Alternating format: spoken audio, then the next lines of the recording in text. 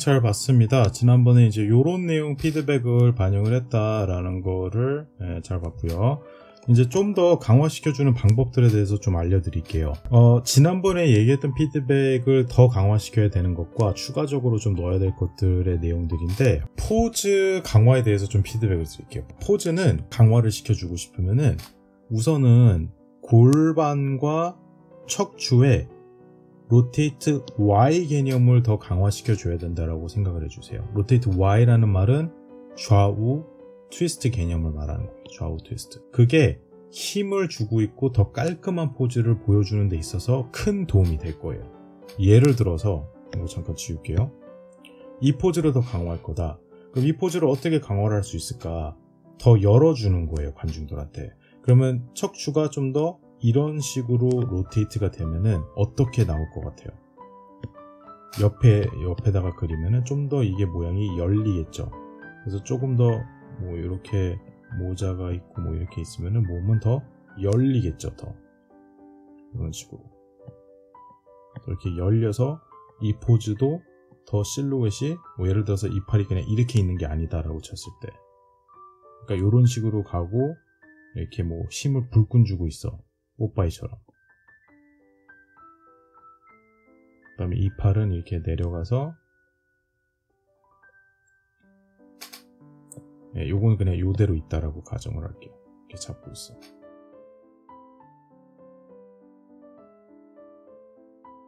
뭐 이런 식으로 갈게요. 그러면 일단은 벌써 1프레임에서의 포즈가 더 좋은 거예요. 왜냐하면은 실루엣은 안 겹쳤죠. 팔과 몸이. 그 다음에 몸이 더 열려있죠. 관중 쪽으로. 그러니까 의사소통 전달이 더 잘 되는 거예요. 포즈가 쉽게 말해서 더 강화가 된 거예요. 한 거는 척추 로테이트 Y를 그냥 더 열어준 것밖에 없는데. 그럼 이제 더 좋은 건 뭐냐면 여기에서 반대로 이렇게 올 때, 이렇게 1프레임에서 있다가 이 팔이 이렇게 올 때 더 얘가 척추가 더 로테이트 Y를 반대쪽으로 갈 수 있는 스페이싱이 생긴다라는 거예요. 즉 더 역동적으로 움직일 수 있다라는 거죠. 저라면은 이제 어떻게 할 것 같냐면은 여기서 이렇게 갈 때 어깨를 봤을 때 척추가 좀 이런 식으로 아크가 되면서 트위스트가 되게 하면은 이 어깨의 동선도 요런 동선이 나오겠죠. 좀 이렇게 그냥 단순하게 직선적으로 이렇게 가는 동선이 아니라 이것조차도 아크가 생기면서 팔이 내려갔다가 올라가서 안착하는 것처럼 잡아주는 거예요. 그럼 훨씬 더 애니메이션이 살아 보이면서 팔에 대한 무게감이 늘 거예요. 왜냐면 올라갔다가 내려가는 거니까. 그 다음에 올라갈 때 손가락 같은 것도 그냥 이 4개의 손가락이 이렇게 굳어있는 채로 그냥 그대로 이렇게 붙는 게 아니라, 여기에서 얘를 잡기 전에 한 여기쯤에서 이렇게 올라가서 여기서 손가락이 좀 열리게 해주고 그 다음에 닿으면서 꽉 조여지는 거예요. 그럼 손가락 애니메이션도 더 강화가 되면서 관객들한테는 내가 얘를 꽉 잡는다 라는 의사소통을 더 분명하게 해주는 거예요. 애니메이션 상의 과장, 애니메이션 12원칙 중에서 마지막 exaggeration이 이런 거예요. 그래서 나는 얘를 꽉 잡는 거고 지금 아주 힘을 많이 줄 거고 나는 시원시원한 캐릭터다. 그런 내용을 지금 보여주는 거예요. 27프레임밖에 안 지났는데. 그런 내용들이 지금 전반적으로 그냥 약해요. 그래서 척추의 로테이트 Y 하나만 가지고도 정말 많은 것들을 표현을 할 수가 있다라는 거를 요 예제 지금 설명해드린 내용을 토대로 참고를 해서 더 과장을 해서 보여주시기 바랍니다. 두 번째는 이 발, 그 전에 이거 터벅 개념 더 빠르게 처리해달라고 그랬잖아요. 전보다는 나아졌는데 아직은 약해요. 예를 들어서 여기서 이렇게 그냥 내려가는 거 이거 하나만 볼게요. 요거 이게 그냥 딴 거 보지 말고 여기 28에서부터 43까지 그냥 여기만 보세요. 딴 거 보지 말고 그냥 다 보지 말고 여기만 보세요. 그럼 과연 이게 힘이 있어 보이냐, 그것만 보면 그것만 판단하면 돼요. 지금 이거는 지금도 여전히 힘이 없어요. 좀 수동적이고 뭐 아침에 밥 안 먹은 사람 같단 말이에요. 그 결단을 내리듯이 처리를 하란 말이에요.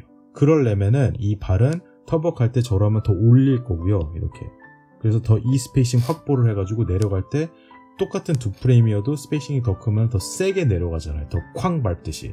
그런 스페이싱과 타이밍 처리를 해달라는 거예요. 힘이 분명하게 느껴져서 내가 힘을 꽉 줘서 얘를 내릴 거다라는 그 의지가 보이게끔 잡으란 얘기예요. 그게 전반적으로 아직 약해요. 네, 마지막으로 여기서 이렇게 달려나갈 때 요거 있죠. 요런 문제가 신입이나 학생들이 그런 거에 대해 좀 어려움을 많이 겪는데, 이 카메라가 지금 아무래도 공간이 사이드 뷰가 아니다 보니까 사이드 뷰에서 봤을 때는 얘가 실제로 많이 가는 것처럼 보이겠지만 이 구도에서는 안 그런다라는 게 문제인 거예요. 그래서 애니메이션에서 흔히 일어나는 일인데, 결과물 카메라가 모든 걸 말해주기 때문에 결과물 카메라에서 굉장히 빠르게 뛰는 것처럼 보이려면은 필요에 따라서 얘가 좀 말이 안 되더라도 많이 가는 것처럼 보이게 스페이싱을 과장을 해줘야 될 때도 있어요. 그게 이 샷이에요. 그래서 지금 여기서는 재생을 누를 때 딱히 그렇게 막 가는 것 같지는 않아요. 앞으로 그냥 제자리에서 조금 가는 것 같아요. 한 2발 정도 앞으로 가는 것처럼 보이기 때문에 실제로 이렇게 격하게 뛰는 것처럼 보이려면 더 많이 가게 해주셔야 될 거예요. 얘도 마찬가지. 이것도 이 스페이싱도 처리가 지금 굉장히 느려요. 특히 이 발이 거의 카메라에 닿을 것처럼 가까운데 이 정도면 다음 프레임에서 바로 사라져야 되거든요. 이 정도. 근데 지금 보면은 몇 프레임이나 걸려요? 하나, 둘, 셋, 넷, 다, 이렇게 오래 걸릴 리가 없어요. 이렇게 가까운 상태에서. 그러니까 먼 곳에서는 좀 느리게 가는 것처럼 보여도 되지만 어느 정도 이상의 스페이싱에서는 확 와야 돼요. 빠르게.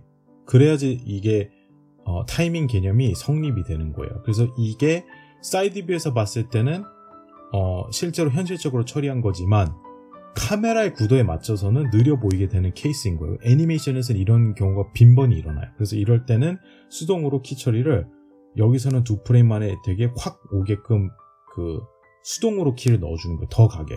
그래서 사이드 뷰에서 보면 말이 안 되지만 이 구도에서 봤을 때는 딱 맞게 만들어주는 그 밸런스를 맞춰줘야 돼요. 오케이? 그래서 다시 타이밍과 스페이싱 다듬어 주시기 바랍니다.